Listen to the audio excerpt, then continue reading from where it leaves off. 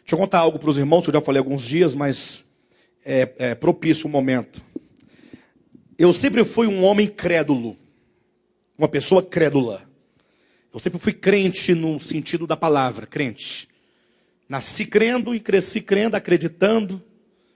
E na maior parte da minha vida humana, dos 42 anos de idade que eu tenho, eu dediquei ao Evangelho. Todavia, quando eu entrei numa fase de bastante estudo, eu fazia parte de uma igreja chamada Adventista do Sétimo Dia. Quando eu comecei a ver um tanto de coisas que estavam equivocadas no entendimento, eu não podia permanecer calado. Tem gente que consegue ficar anos e anos numa congregação sem concordar com o ensinamento e fica lá, ouvindo. Deve ter outros motivos para estar lá. Eu só tinha um motivo, a verdade. Quando eu entendi que a verdade não estava lá, no sentido de que a verdade, pelo menos, não era naquele formato apresentado, que eu devia avançar para uma compreensão melhor da verdade, avançar um degrau, eu não podia mais continuar. E assim passei para um outro lugar. E olha que para ir para a Adventista eu tive que também vencer o problema da Assembleia de Deus, onde eu nasci. Então cada transição era a compreensão de algo. Mas até que veio esse ministério, e há alguns anos, não muitos, mas há alguns anos, nesse ministério, eu estudando a palavra, estudando as escrituras, estudando, lendo livros e pesquisando, e orando, e meditando, e refletindo. E às vezes eu pego num negócio para pensar, e eu não largo aquele negócio. Enquanto eu não entender por todos os lados aquilo, eu não paro de meditar, e de refletir, e de considerar, e de colocar à prova. Mas chegou um momento em que eu me vi numa situação muito difícil. A minha fé estava assim num fiasco. Sabe o que é um fiasco? Eu me senti na beira de um precipício. Eu falei, agora eu vou cair. Eu não tinha onde me segurar, não tinha parede ao meu lado, não tinha ninguém perto de mim. Ninguém sabia o que passava na minha cabeça, no meu coração. Eu aqui pendurado nesse abismo, quase só com o calcanhar segurando e o barranco querendo romper. Aí num desespero, eu fiz uma oração a Deus. Falei, Senhor, Tu és Deus. Eu sou uma criatura, então não tenho o que comparar. O Senhor me conhece. Por dentro, por fora, de todo jeito, misturado, do avesso. O Senhor sabe de tudo. E eu vou dizer uma coisa para o Senhor.